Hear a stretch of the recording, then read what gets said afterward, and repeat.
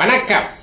நான் அண்ணாச்சி ஆறுமுகப்பாண்டியன். சிரிப்போம் சிந்திப்போம் என்ற நிகழ்ச்சிக்காக உங்களை சந்திப்பதில் மகிழ்ச்சி. அருமை நண்பர்களே, இங்கே ஒரு வீடியோ ஓடிக்கொண்டிருக்கிறது. சாய்பாபா கோயில் இது எங்கே அமைந்து இருக்கிறது என்பதை நான் பின்னாடி சொல்கின்றேன். மனிதன் முதலில் வணங்கிய தெய்வம் சூரிய பகவான் மட்டும்தான். அவனுடைய கவலைகள், அவனுக்கு பிரச்சனைகள் அதிகப்பட அவன் வேறு தெய்வங்களை உருவாக்கி கொண்டான். அல்லது உருவாக்கிய தெய்வங்களை அவன் நினைக்க ஆரம்பித்தான். அதாவது முதலிலே வணங்கிய தெய்வத்தை மறந்துவிட்டு அடுத்த தெய்வத்தை அவன் வணங்க ஆரம்பித்தான். இப்படி ஆரம்பித்த மனிதன் தான் பல்வேறு மதங்களில் இருந்து சமணம், சைவம், வைணவம், இப்படி புத்தம், இப்படிப்பட்ட தெய்வங்களை எல்லாம் வணங்கி வருகின்றான். காரணம், அவனுக்குள் கவலைகள் ஏராளம். எதை தின்றால் பித்தம் தணியும் என்று நினைக்கின்ற மனிதனுக்கு ஒரு ஆறுதலாக எந்த கடவுள் கிடைத்தாலும் அந்த கடவுளை நம்பிவிடுகிறான். சரி, அதற்கும் சாய்பாபாவுக்கும் என்ன சம்பந்தம்? சாய்பாபா மகாராஷ்டிராவில் பிறந்தவர், அங்கே வளர்ந்தவர், அங்கே இறந்தவர். மனிதனாக இருந்து தெய்வமாக மாறியவர். ஒரு 80-90 வருடங்களுக்கு முன்பு வரை அவர் இல்லை. அப்போது மகாராஷ்டிராவில் பெரிய கோயில்கள் எல்லாம் சிவன் கோயில்கள் இருந்திருக்கின்றன, சைவ சம்பந்தப்பட்ட கோயில்கள் இருந்திருக்கின்றன. ஆனால் அந்த கோயிலை அவுரங்கசீப் காலத்தில் அவர் ஒரு மத வெறியர். ஆகவே அவர் மதத்தை பரப்ப வேண்டும் என்பதற்காக இந்து கோயில்களை எல்லாம் தரைமட்டமாக்கிவிட்டார். பெரிய கோயில்கள் எதுவும் இல்லை. எங்காவது ஒரு திருத்தலத்துக்கு செல்ல வேண்டும் என்று நினைப்பவர்களுக்கு அந்த வாய்ப்புகள் இல்லாமலே போய்விட்டது. இப்படிப்பட்ட ஒரு சூழ்நிலையில் ஷிரடி சாய்பாபா உருவாகுகிறார். அங்கே செல்ல சின்ன கூட்டங்கள் செல்ல ஆரம்பித்தது. ஒரு யாத்திரை செல்லுகின்ற போது ஷிரடிக்கு செல்ல வேண்டும் என்று நினைக்கின்ற மக்கள் உருவாகினார்கள். ஏனென்றால் பெரிய கோயில்கள் இல்லையே, எதையாவது வணங்க வேண்டும் அல்லவா, எதையாவது நாம் யாத்திரை செல்ல வேண்டும் அல்லவா. இப்படி சென்று அது பிரபலமாகிவிட்டது. ஆக ஷிரடி சாய்பாபா தான் இன்றைக்கு மகாராஷ்டிராவிலே முதல் தெய்வம். அதற்கு அடுத்த தெய்வங்கள் எல்லாம் வேறு.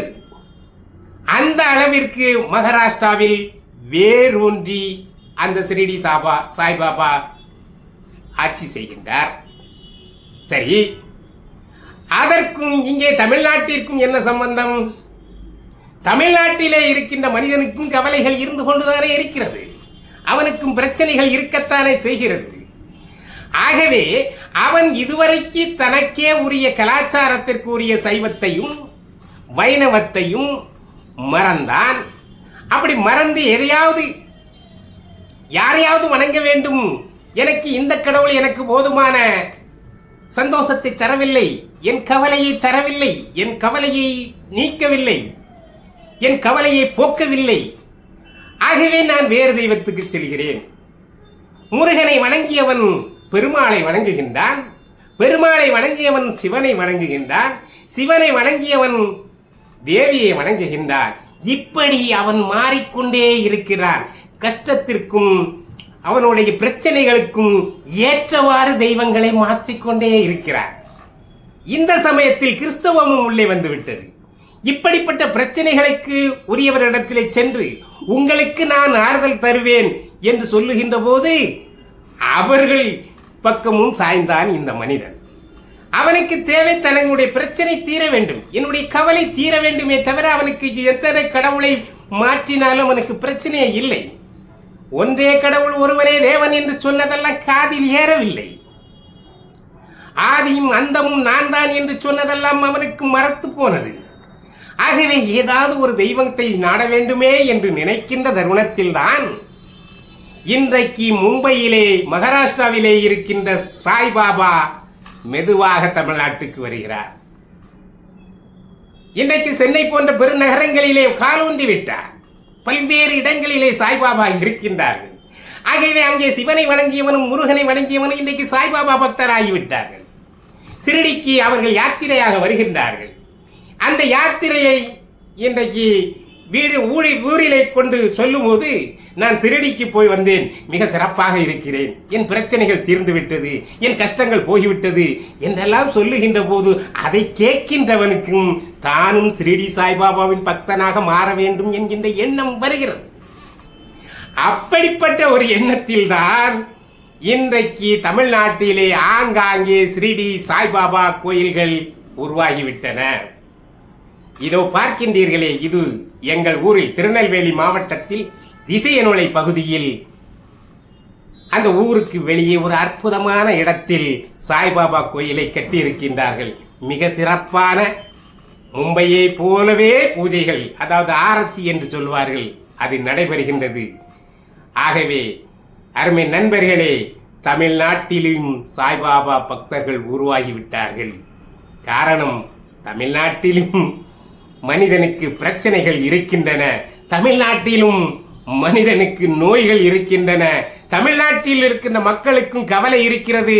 ஆகவே எதை தின்றால் பித்தம் தனியும் என்று நினைக்கின்ற மக்களுக்கு சாய்பாபா இப்போது நான் இருக்கிறேன் என்று சொல்வதை போல காட்சியளிப்பதனால் இன்றைக்கு சாய்பாபா பக்தர்கள் தமிழ்நாட்டிலே பெருகி வருகிறார்கள்.